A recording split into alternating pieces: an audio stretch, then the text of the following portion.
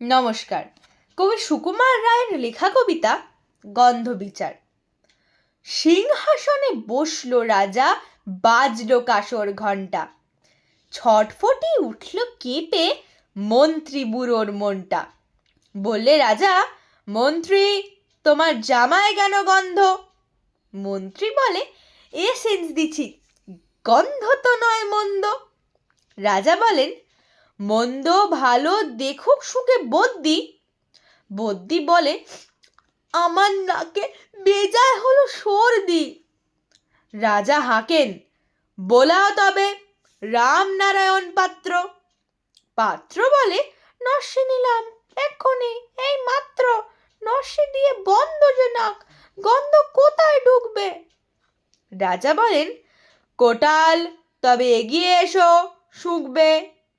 কোটাল বলে, পান খেয়েছি, মশলা তাতে কর্পূর, গন্ধে তার মুন্ডু আমার একেবারে ভরপুর।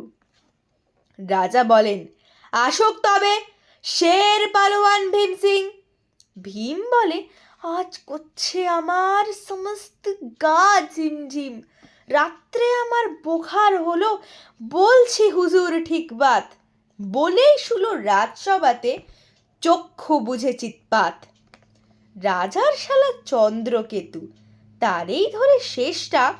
বলেন রাজা, তুমি না হয় করো না ভাই চেষ্টা।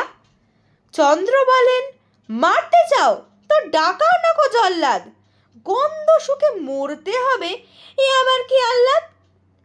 ছিল হাজির বৃদ্ধ নাজির, বয়সটি তার 90। ভাবলো মনে, ভয় কেন আর, একদিন তো মরবই। সাহস করে বললে বুড়ো, মিথ্যে সবাই বকছিস, শুকতে পারি হুকুম পেলে, এবং পেলে বকশিস। রাজা বলেন, 1000 টাকা ইনাম পাবে সদ্য। তাই না শুনে উৎসাহেতে উঠল বুড়ো মদ্য। জামার পরে নাক ঠেকিয়ে শুকলো কত গন্ধ। রইল অটল, দেখলো লোকে বিস্ময় বাক বন্ধ। রাজ্যে হলো জয় জয়কার, বাজলো কাসর ঢক্কা। বাপ রে, কি তেজ বুড়োর হারে, পায় না সে যে অক্কা। ধন্যবাদ।